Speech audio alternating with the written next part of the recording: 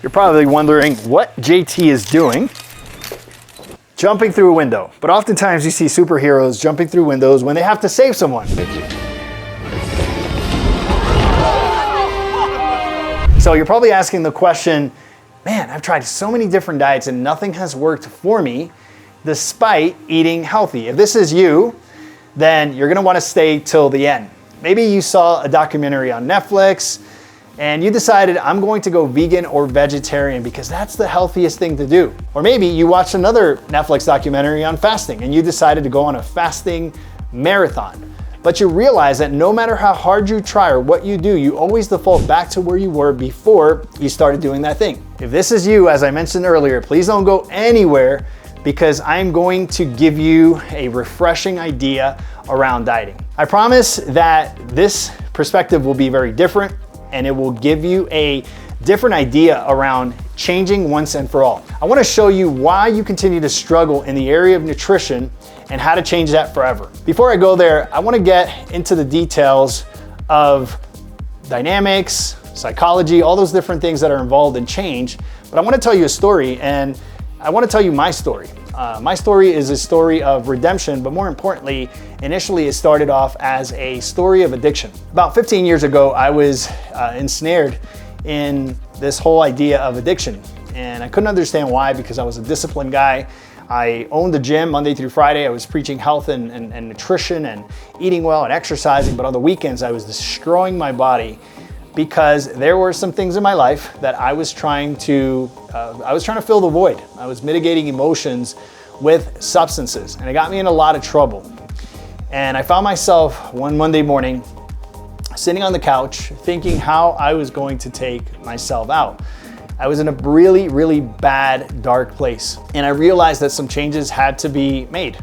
I shortly before that had a diagnosis of atrial fibrillation and a flutter in my heart based on my lifestyle, the substances, the things that I was doing to mitigate those emotions.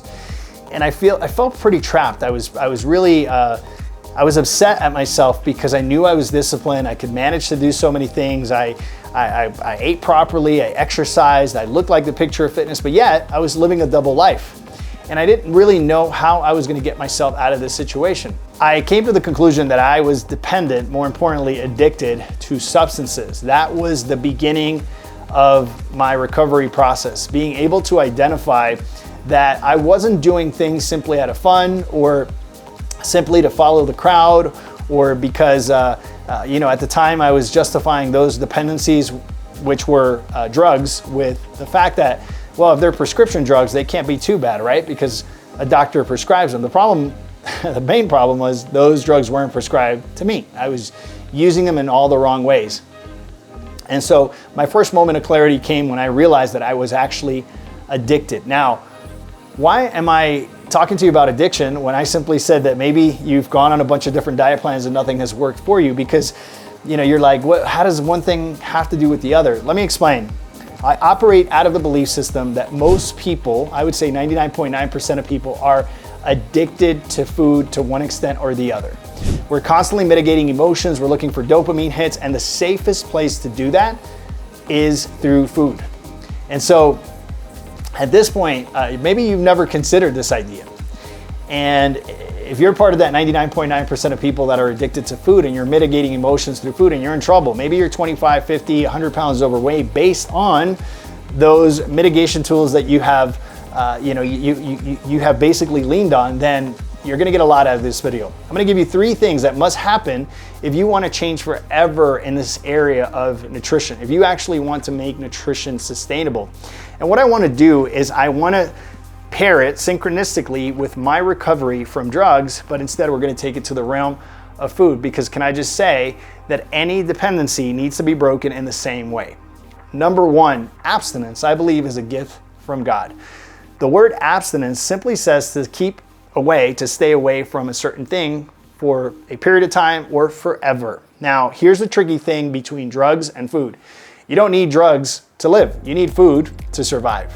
And so food is something that you're gonna have to continue to navigate regardless of what happens and how long you abstain from certain foods that I'm gonna touch here on a second that I believe are keeping you addicted. you have to navigate this really well. Drugs, you could just stop doing. Obviously that's not easy, but you just simply say, I'm not doing this anymore, and then you never visit that again, and you can overcome it very easily by abstinence. Food, as I mentioned, you have to continue to bring in because it's part of your livelihood. So how do we deal with abstinence while we're basically getting away from this addiction of food? One of the things that's most addicting to the brain is sugar. And that usually comes in the form of starchy carbohydrates, which are high insulin yielding foods. These foods spike dopamine, that neuroreceptor that's associated with well-being. So anytime you feel stressed, you feel overwhelmed, there's friction in your life, we have a tendency to grab food. So the first thing we need to do in order to overcome the addiction to food is go into abstinence from these high insulin yielding foods. And until that happens, you're gonna continue on this cycle. So for example, if you go on a macro counting plan, great, you may hit a metric, but you'll always be addicted to the food, because macro counting basically says that you can eat whatever you want as long as you meet your macros. The problem is, you're never resetting your palate, you're never resetting your brain's reward pathways, in other ways, the way your brain perceives reward. So what needs to happen is you need to go into abstinence from these foods for a certain amount of time, so then you can come back to them, because we don't demonize food groups, and you're able to self-regulate without having that dependency and constantly needing or wanting the foods that are getting you in trouble as much as you're probably wanting them or needing them now. Number two, we need to replace empty calories with nutrient density. What do I mean by that? Empty calories have these big peaks and troughs in insulin. So when you eat the bag of chips, when you eat the snacks, the Kit Kat bars, the Snickers bars, all those things spike a bunch of insulin, and then you have a peak and a trough. And you're constantly hungry and you're constantly craving those things, because it creates a perpetual effect of wanting. When you bring nutrient density into your diet, you stay satiated longer, you don't have the cravings, and even when you eat, you spike a little bit of insulin, but your insulin stays pretty balanced out, which is what we're looking for, and this is called homeostasis, a balance in your insulin levels. That, my friend, when you get there, is a game changer, because you're not obsessing about food the entire day. Lastly, number three, I believe counseling has way more positive effects on changing a person's nutrition than working with a dietitian or a nutritionist. Now, I respect these professionals. I think there's a place and a time for these professionals, but I truly believe that 80% of the challenge that you're dealing with is not necessarily a challenge with dynamics. In other words, eat this, don't eat that.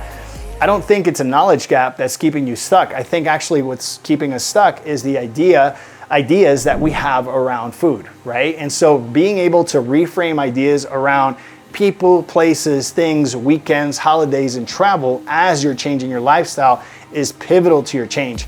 You can have the right guidelines, but if you don't have the right mindset, you're always going to be trapped, and you're always going to default back to your old settings. So we need to change up here. 80 to 90% of the battle is in your mind, and this is why I say that counseling is way more efficient than actually working with a dietitian. Now, if you can find a plan that combines counseling with nutrition dynamics, with instilling powerful habits in your life that allow you to show up as a disciplined person, you have the right combination. I have good news for you, and this is a shameless plug. The Empty Your Bucket Nutrition Plan is exactly that, and it allows you to focus on the cognitive aspects of nutrition, which are 80 to 90%, and then dynamics that make things very sustainable, because we're not demonizing foods, we're not counting macros, calories, or points, we're kicking out all the complexity, and we're giving you something sustainable that allows your disciplined muscle to rest. What a concept. That's right, discipline is a muscle and it does need rest. So when you have a program like this that takes all these things into consideration, you have a very powerful force that will allow you to move forward successfully and once and for all get rid of the addictions to food, get rid of the fixation on food, and you can be free and actually enjoy food, because guess what? That's what food was meant to be. I hope you enjoyed this video. More importantly, I hope to see you on the other side. Maybe you'll come on one of our programs. Go to the bio, check out the link there, schedule a free call. Let's chat and let's get this new part of your life, this new episode of your life going once and for all. Let's leave yo-yo dieting behind, and I promise you, my friend, that you are going to be a different person in just 90 days. My name is JT Tapias with the Empty Your Bucket Nutrition Plan. I hope you enjoyed this video. I'll talk to you soon. Peace.